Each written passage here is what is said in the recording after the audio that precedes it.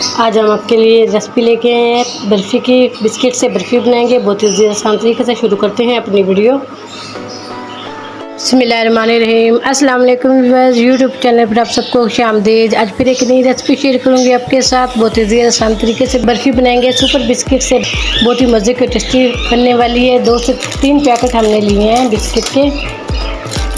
चाहे टूट भी जाए तो कोई मसला नहीं, वैसे भी हमने इसको पकाना है। मज़े की बनती है और इतनी मज़े अच्छी लगेगी ये बनाने में, कोई जज भी नहीं कर सकता कि सुपर बिस्किट से बनाई है हमने।